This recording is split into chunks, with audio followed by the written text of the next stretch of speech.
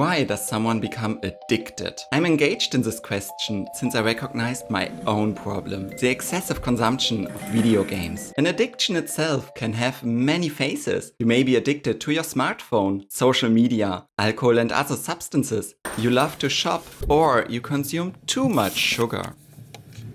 Any hobby or activity can turn into an addiction. The key difference is who is in control, the individual or the habit. The quantity or the duration of the activity is not important. The behavior becomes critical when the habit regularly takes control and has a negative impact on others or on yourself.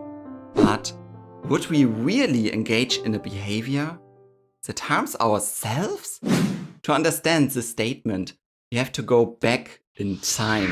The foundation for dependent behavior is already laid in our childhood. For example, our parents got into a fight, and as a child, you didn't know how to deal with the situation. So you've been holding for the next best straw. For example, by immersing yourself into a fantasy world. Everything is good in this world, and your brain in particular builds a positive connection to it.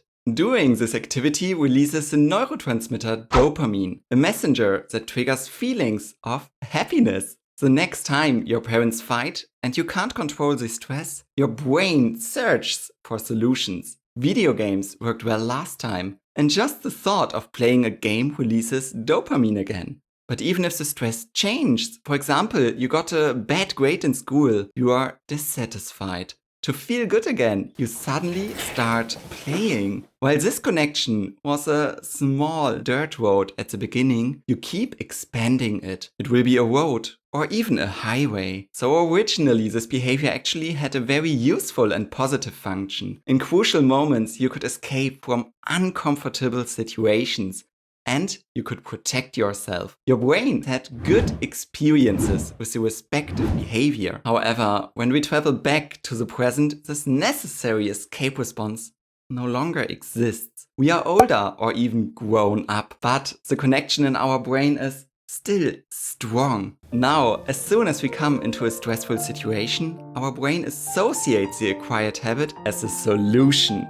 The problem, however, is that this connection is also fueled when the addictive behavior is a real problem. For example, I feel bad because I'm taking an exam next week and I haven't studied for it yet. It depresses me and gives me bad feelings. So I start the video game again to feel better.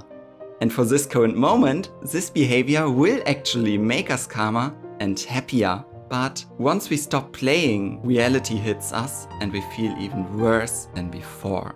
Would we really engage in a behavior that harms ourselves? So unfortunately, the answer is yes.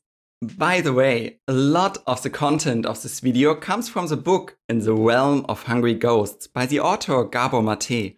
You will find more information about this book in the pinned comment below. Gabor Maté defines addiction as a relapsing behavior that satisfies a short time craving and persists despite its long-term negative consequences. That means replacing a negative emotion with a positive one is at the heart of any addiction and the main reason why someone becomes addicted in the first place. But an addiction is just a substitute. This substitute is never able to completely replace and fulfill our original life needs. The most obvious example of this is an addiction to pornography. Porn consumption can never compensate the longing for an intimate relationship. This is exactly why it is so important that we learn to reflect our behavior and deal with it. Our goal should be to dismantle the highway piece by piece. Of course, it can also happen that we relapse. After all, that's a key feature of any addiction. So don't let it get you down and use it as motivation and as a further step to change your life, as in this video.